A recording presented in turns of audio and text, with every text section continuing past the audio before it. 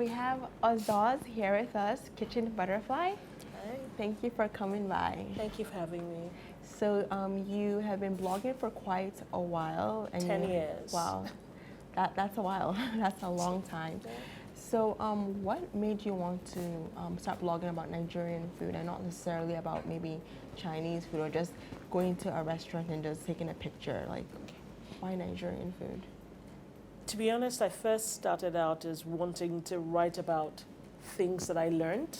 So whether it was learning to bake or learning about Dutch cuisine, at that time I lived in the Netherlands. So it started as a journal of things I was learning about food, about recipes, about food culture across the world. And then at a particular point in time, I realized that there weren't many documented Nigerian recipes. And I was abroad, away from home. You know, I was looking for recipes for suya spice and a recipe for moi moi that worked, that was repeatable and consistent, and I couldn't find them. So what I started doing was I would write my own recipes so that I could refer to them. So it really started out as a personal journal, as a way to document recipes that I could, come back to again and again. And that just continued to grow. And then I joined a culinary tour for food bloggers. A lady organized this culinary tour in 2010. And she selected 12 countries. And each week we visited a country on our blogs. And in that particular blog post for the week, you would cook something that was traditional to the cuisine she had selected for the week, or do something that was fusion, or create your own recipe. And the countries she had selected were Central and South American countries. And the more I read about them, the more I researched those cultures and cuisines, I realized how strong they had, how many strong connections they had to Nigerian and African cuisine. And that really drew me in. I think that took food for me from just the plate to more than eating, to heritage, to culture, to history. And so I explored Brazil and discovered they had a twin dish that originated from Nigeria, akara jẹ. And I discovered goat meat in Haiti and plantains in El Salvador. And, so those kind of explorations really led me to the fullness of what I started doing, which was documenting Nigerian cuisine. Do you think that West Africa has played a role in contributing to the cuisine development that you see across those areas? I don't just think, I know that West Africa has contributed a lot. Take the cuisine of the American South, for instance. The gumbos, the akaras, the rice dishes, the beans. Yes. All those recipes, all those dishes are rooted in painful memories of enslavement and the slave trade. But those are the same things that have transformed cuisine of the American South. So West Africa has impacted the grain culture, the use of certain ingredients in some Western cuisines. Of course. And you have been blogging for like the past 10 years. That's a decade. That's a really long time. It is. So I'm sure you have, received some success. Can you tell us about your success? I'll be honest, I guess the things that I consider success are things like being able to develop a seasonal produce calendar for Nigerian fruits and vegetables. Nigerians eat seasonally. And being able to marshal information about what fruits and vegetables are in season, when they're in season, put that together into a comprehensive, cohesive document that producers can refer to, that farmers can refer to, small businesses can refer to. I would consider that one of my great successes, being able to document aspects of our cuisine that weren't previously documented. But I've also received awards, like the Severe Food Culture Award for 2018, where my blog won the best food culture blog in the world. I've been featured on various platforms, CNN, BBC. I've dined with Anthony Bourdain, the late Anthony Bourdain. For me, it's all part of the journey to sharing the awesomeness that's Nigerian cuisine and food culture. So do you think that, well, there are not so many people. There are just a few people that are trying to put West African food, Nigerian food on the global map. Do you think there's more that we can be doing? There's a lot we can do, and it takes everyone. Yeah. It takes people sharing about Nigerian food in conversation.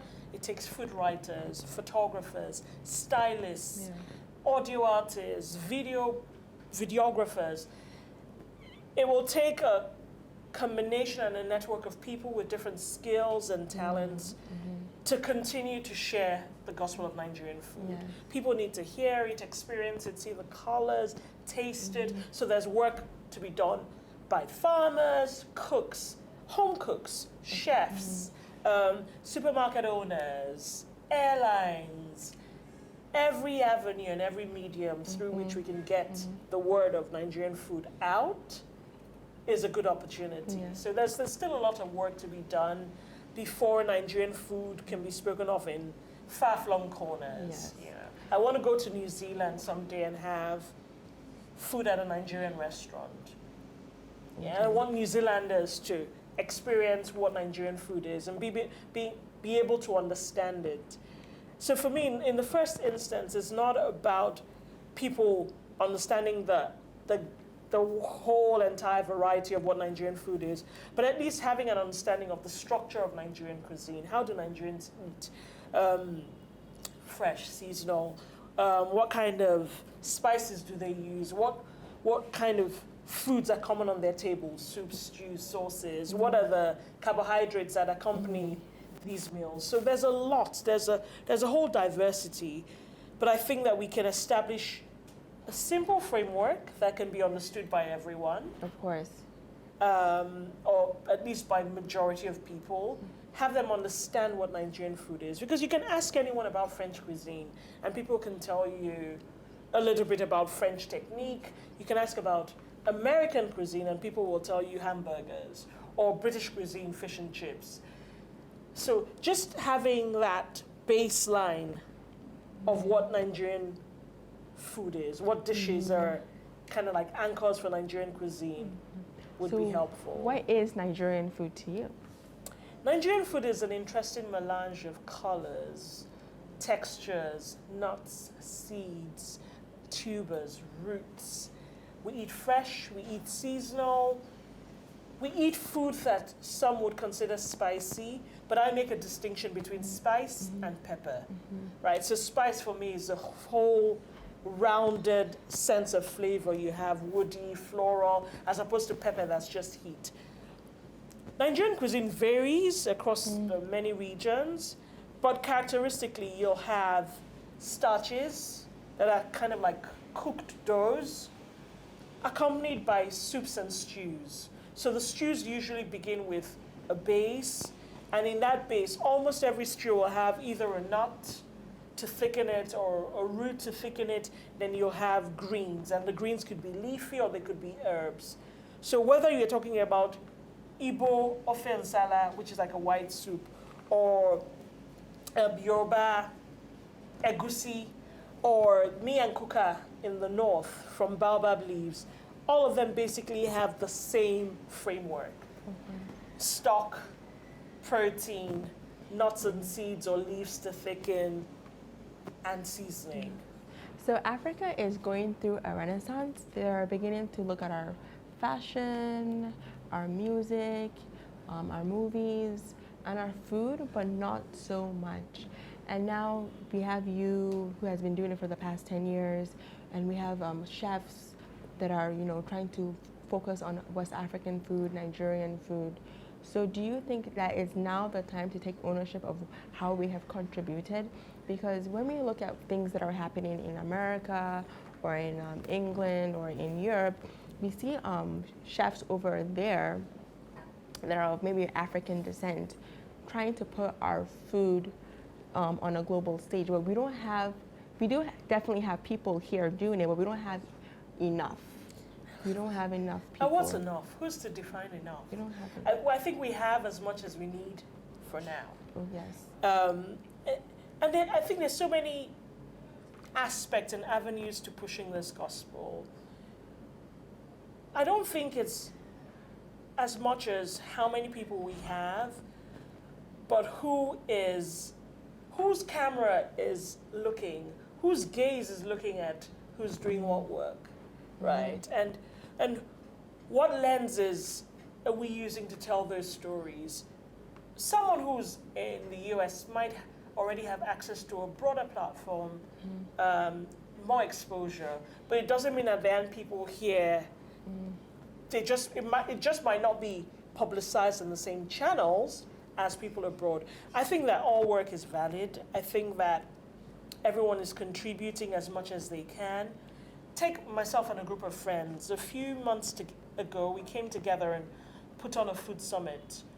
And it was one of the first of its kind. It was a food design summit, looking at all aspects of Nigerian cuisine. So we brought together chefs, people in media, growers, people in policy, a whole variety of people to sit together. We called it it's called the Abori Collective, and it is led by Chef Michael Elegbede and a few other people.